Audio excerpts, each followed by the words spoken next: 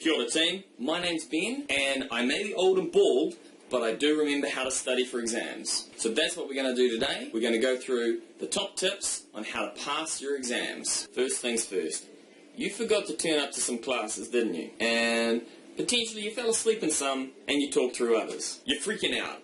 So step one, freak out. Have a conniption, and come back.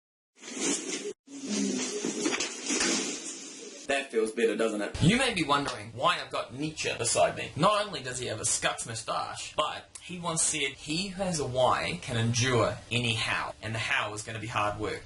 So, write down your why, and then let's move on to step two.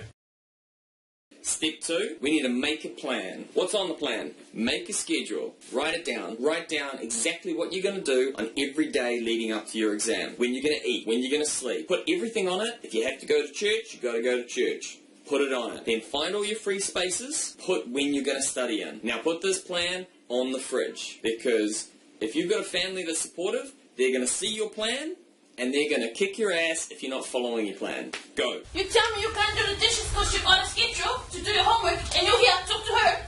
Okay, What are you doing? What are you doing? now. What are you doing?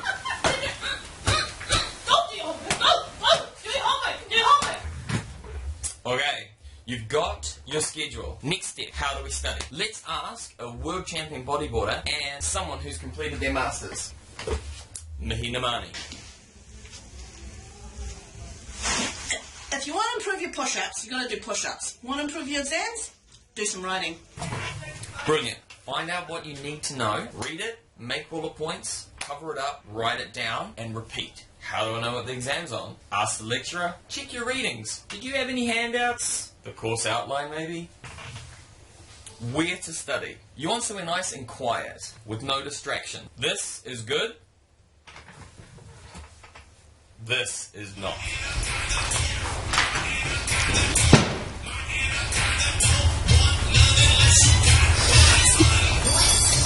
If you have music, we want it quiet and in the background without words. Words are going to distract you from what you're trying to learn. If you got Spotify, browse to focus. You have intense studying to study to. And if you don't have Spotify, go onto YouTube.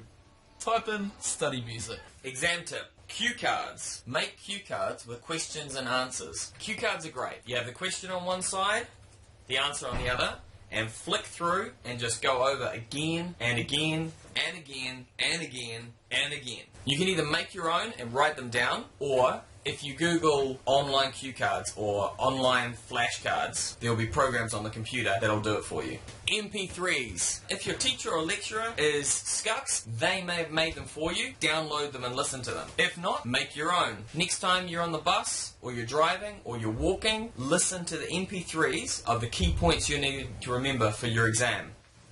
Posters. Posters are great. Make a poster. Use lots of colour. Put it where you see it a lot. On the fridge, on the toilet, in the lounge, everywhere you can see, put something to help you remember. My top tip for studying. So I always made myself snacks, so I had nowhere to go, and I came up with mnemonics. So as soon as I got into an exam, I'd get a blank piece of paper and write these down right at the beginning, so I had a free brain to read the questions. A mnemonic is using either a sentence or a word to remember information. An example is Roy Gabiv, with the colours of the rainbow: red, orange, yellow, blue, indigo, violet. Oh, I've got green. Should have written down my mnemonic! Finally, the best way that you know you've got a concept is to try to teach it. So teach it. Teach it to your mum, your dad, your sister, the cat. And if no one will listen, teach it to a plant. Now it's time to choose your pain. Sacrifice now or regret later. Happy studying, team.